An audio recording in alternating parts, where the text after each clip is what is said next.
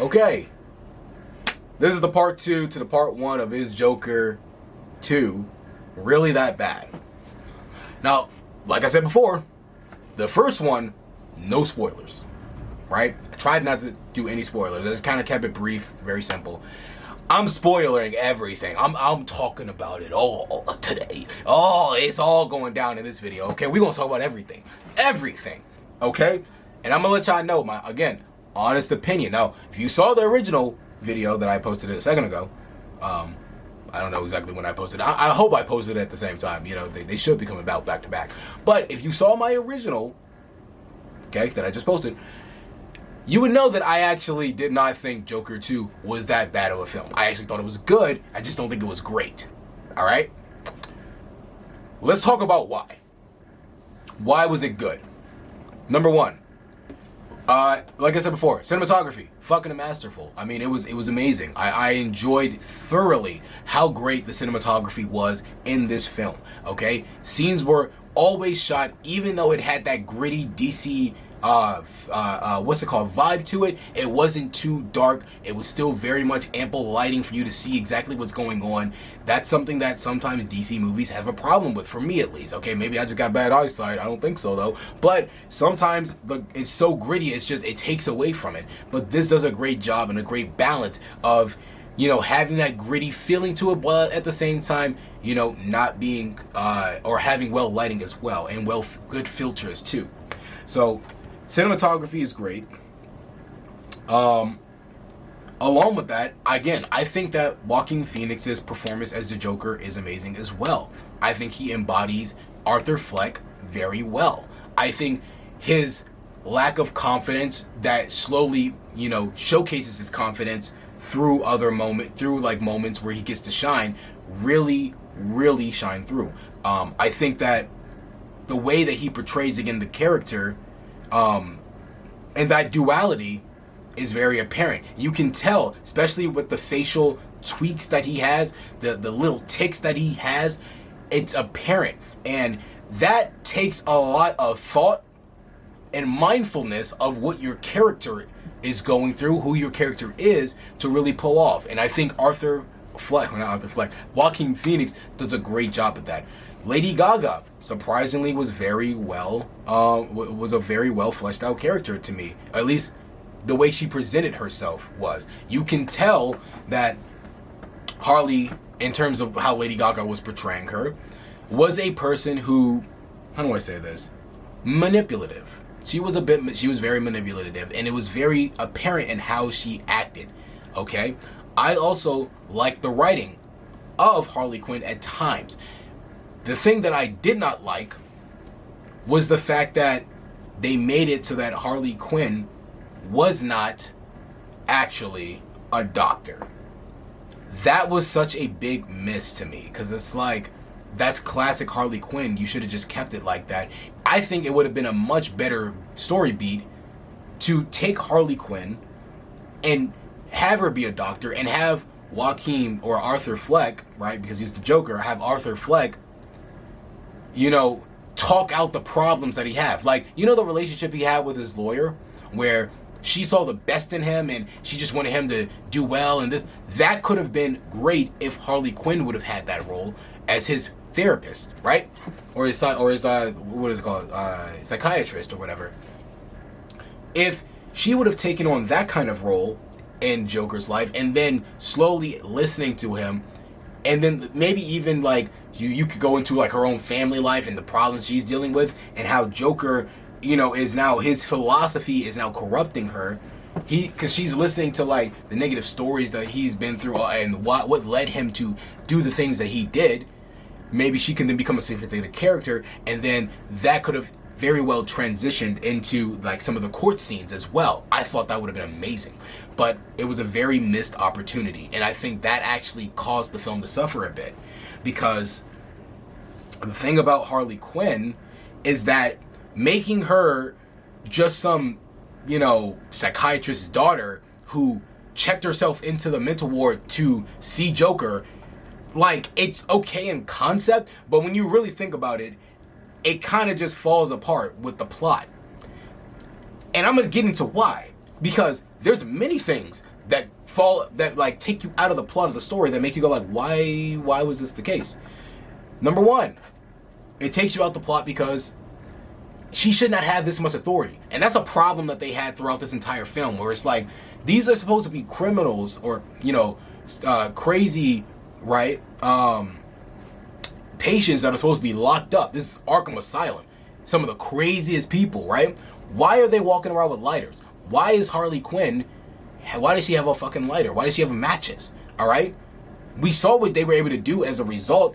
Even after she burnt the piano and set the whole place ablaze, they still had lighters. They still were able to smoke cigarettes. Why? That doesn't make sense whatsoever.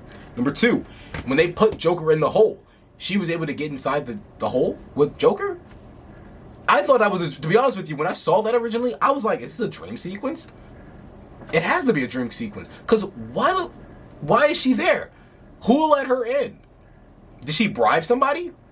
They didn't explain any of that. They just let her in. And it's like, solitary confinement is supposed to be solitary, right? Like, you're not supposed to have, especially given the fact that the reason they put them there in the first place was because he pissed them off. He pissed off the jailers. Why would they want to support Harley Quinn going in there? You know, like, stuff like that kind of takes you out the movie, because it's like, why is that the case? What happened there? Like, how does that happen? Like, it doesn't make sense. Even in this world, that doesn't make sense. I could let go of the cigarette smoking. I can let go of them having lighters, I guess. I can't let go of the fact that after he pissed them off, letting somebody into solitary confinement, letting the person that they know is his love interest into solitary confinement with them. Doesn't make sense to me. Didn't make sense whatsoever. Let's get into some other things. Yeah, so Harley Quinn being a patient, waste opportunity. Speaking of the lighter situation, they can have lighters and matches, but they can't hold umbrellas. I know they were being a dick, but they were saying that, like, oh, you can't hold an umbrella because, you know, it's a weapon. What is a lighter? Why can he have a lighter? Like, and I guess that's just supposed to showcase that the cops are very corrupt, and that low-key is part of it, but it doesn't fully justify everything. I can't just take that at face value. So that was a big sticking point for me that made me keep looking at the movie, like, as I kept seeing, because let me tell you something right now, they were smoking every other minute in that movie. Every other minute, Arthur was, let me go ahead and puff a cigarette real quick. Every other minute. So, like, it was so apparent that, like, it was something that made me constantly think about it because of how much they showcased that you were able to do these different things in the facility, like smoking. The musical scores, though, I'm all over the place. I know I was going to talk about good and bad. I'm just going to ramble about the movie and talk about what I like, right? I'm just letting you know. And we doing this one take. I'm not, going back and trying to figure out. I'm not doing all that, okay? We're one take Drake out here. So, another thing. Some of the musical scores. People did not like the music in this film because it was a musical. Like I said in the last video, if you came into this knowing it was going to be a musical and you're mad that it was a musical, that's on you. I don't know what to tell you, bro. It was always going to be a musical. And maybe you don't like that. I understand. But it is what it is. It's a musical, all right? So they're going to be singing in it. And personally, I actually enjoyed a lot of it. I think that the times that I didn't, it was because it felt awkward when they introduced it. But overall, this was tying in to Joker's psyche. It was supposed to showcase when Arthur Fleck was transitioning into the Joker, right? Like, if you notice, anytime he was singing, it's when it was like an escape for him. He was escaping. And that's why at the end, when Harley Quinn was still singing and Arthur was like, I'm not Joker anymore. I'm trying to be Arthur Fleck and I'm trying to run away with you. And he was like, yo, why do you keep singing? While Harley kept trying to sing to him, it's because he stopped. He was escaping the fantasy. He was no longer in the fantasy anymore. He no longer was using this as an escape. He wanted to go and live his real life, live his truth, not be this enigmatic. Is that the word I'm looking for? He's not trying to be this larger than life figure that everybody is making him out to be. And Harley Quinn, she fell in love with the Joker. She fell in love with that, not Arthur Fleck, the Joker. And so, because he didn't want to live in that fantasy anymore, that was it. That's why she ended up leaving. And, you notice, as I said before, she was still singing. She still wanted to have that song, but he was trying to get her to stop. He was trying to have her escape out that fantasy too, but she didn't want to be with him if it wasn't going to be in that fantasy, because that is what she fell in love with, the fantasy.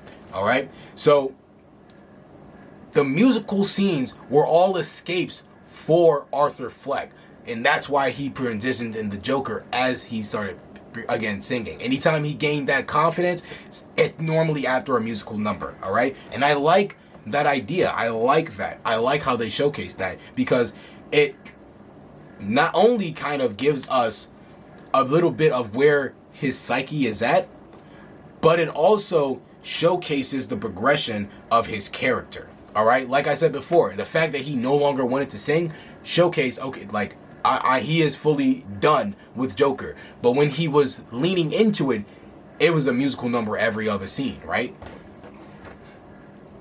What's another thing? Oh, here's a big missed opportunity that I thought that I was very disappointed by. And I also am mad that in the first movie they didn't bring it up either. I was so hoping that this movie they were going to talk about it. Why did they not bring up the case of the chick who was on the train with him when he killed those 3 dudes? They were sexually harassing her. She didn't come out and say anything. I think that was a great missed opportunity to humanize the Joker and to, generate more of a following behind him so that he can gain more support. I thought that would have been a great, because it would have showed a great dichotomy. Instead, what we got was, there were some great scenes. I loved Harvey Dent. And Harvey Dent really didn't shine that much. I just liked the fact that they were including him in there. But the fact that they were, what's her name? The chick that was his old roommate. Not his roommate, but who was his neighbor, who he walked in on, who had the kid. I love that scene. I think they did a great job with that, because not only was that scene just greatly written, but it also masterfully showcased, again, Arthur Fleck's humanity, while at the same time driving him closer towards becoming the Joker, and showcased why he became the way he did. Because even in the first film, I didn't know how bad his mom actually was. I knew that she was obviously not the greatest mother figure, but this showcased very much so a character moment for the Joker, or Arthur Fleck. And that is, again, that the fact that he became the way he became is because he had an abusive mother who constantly put him down, and constantly, even though she was being uplifting for him, being a voice for him and like pushing him up, she was also tearing him down. So it's like she was, how do I say this, building him up while knocking down the foundation. So like he was being raised up on this pedestal built on faulty foundation that could easily topple over. All right? And I loved how they showcased that, especially how the lawyer was going back and forth when she was like, "Oh, so did you do anything when he was in your room?" No, he was just acting normal. Oh, okay. He left as soon as he told him. Okay. And how did the mother, what did she talk about him? Right? Like that scene itself, I think was very powerful. I think, again, it would have been great if we would have gotten a scene with the woman who was, being harassed by the 3 dudes, because I think that would have been a great moment as well to showcase. But it is what it is. Let me tell you the scene I fucking absolutely hated. I hated with a passion. It ruined Joaquin Phoenix's performance, for me at least. Partly. Obviously, I think overall he did a great job, but this one scene, like, really, I don't know what they were thinking. And that is when he became the Joker, fully embraced the Joker, came into the courtroom, and he was talking to, I forgot the dude, but it's the guy he spared from the last film, you mean, you know what I'm talking about, little person, is that the correct, politically correct term? Right? So, he was talking to the little person. The way that he was interacting, and I know that, like, Arthur Fleck of the Joker was never supposed to be, in this film, was never supposed to be a serious Joker. But I think it did the Joker and his character a disservice by making him look so goofy. It was kind of cringe to me how he was acting when he was trying to be his own lawyer. Like, and they were trying to play it up for laughs. It wasn't funny. It wasn't funny. I know he's not supposed to be. It felt cringy. It didn't, like, I know it was supposed to be like he is not funny. It's supposed to be he's deranged a little bit, but you know, at the end of the day, he's so able to pull attention that the crowd loves him. But it didn't feel that way for me. I didn't feel that way. I felt that way in the first film when he was on the Murray Show and he was throwing out jokes and he was like that was great writing. That made me felt drawn into the Joker, even though I knew he wasn't as serious of a Joker. It felt like he was. Like he had a bit of a swagger that like he just did not have in this film. And during that courtroom scene, that was supposed to be the moment to shine for it. But they dropped the ball so badly for me. I think they fumbled that terribly. But I will say, I do like what they were doing with this though, because at the end of the day, to me, this was supposed to showcase to all of us that Arthur Fleck was never actually the Joker. In fact, the person who, again, this is a spoiler video. I've already been spoiling everything. So, nigga, if you didn't see the video and you were already watching this and you really didn't want to be spoiled, too bad, so sad. When he got killed at the end, when homeboy stabbed him, I think that was the real Joker. I think that right there is the real Joker, and that's what that was supposed to mean and showcase to you. That Arthur Fleck was the only thing that like makes me kind of like about that is simply that Harley Quinn, is she now just gonna become a psychiatrist? Right? She can't. I don't think she can be. Her face has been plastered everywhere as being Joker or Arthur Fleck's boo, right? So it's like, I doubt she's going to be able to showcase herself going forward to be. I mean, they're not going to come up with a third movie. If they do, I'll go see it. But I doubt they're ever going to come out with a third movie, especially after like how badly the reviews they got for this. But at the end of the day, like if they were to come out with a third movie and they were supposed to like showcase that this new dude is supposed to be the real Joker, like Harley Quinn, you can't really introduce her character back. I think that'd be terrible if they did, even if they tried, right? So I didn't really like how that wrapped up, but at the same time I understand what they were going for, and I do like the idea that, again, Arthur Fleck was never supposed to be the real Joker. That was something that they showcased in the first film, or that they were kind of touching on in the first film, that he was never the real Joker. He was just a dude that inspired the Joker. So I like this. I like the fact that they at least implemented that. I think the execution could have been a lot better, but for what they did, it was pretty cool. I'm interested to see if they'll ever do like a Two-Face spinoff, because you know, the way that Harvey Dent got his face blown up, it looks like they could be possibly leaving room for something like that. I'd be interested in something like that if they could do it as well as the first one. But if this second film is any indication of that ability to come and deliver on a film like that, I think it's probably best we just leave it up to the chopping block or to the drawing board. You know, I wouldn't mind seeing a third attempt or a spin-off attempt. I just think that, like, you know, it's going to be hard to really embody that original Joker that we saw. You know, it's going to be probably impossible. I think that was such a great standalone film that, like, to try to live up to its name, it's a very, very hard feat to accomplish, and I doubt that they would be able to do so. But with that said, I don't think the film was that bad. I really don't. I think that the film, you know, again, it had its flaws, but overall was a solid good film. If I had to give it a rating, I give it like a 7. You know, like, it's something where, as I said in the last video, if you like the original Joker and you don't mind musicals, this film is not bad. It's cool. I enjoyed it thoroughly. I had fun with it. You know, there were some points where I was like, this is kind of cringy. This is kind of dumb.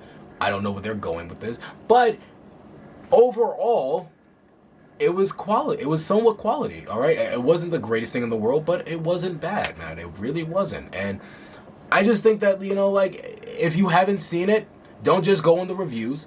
Don't just listen to people that you see online.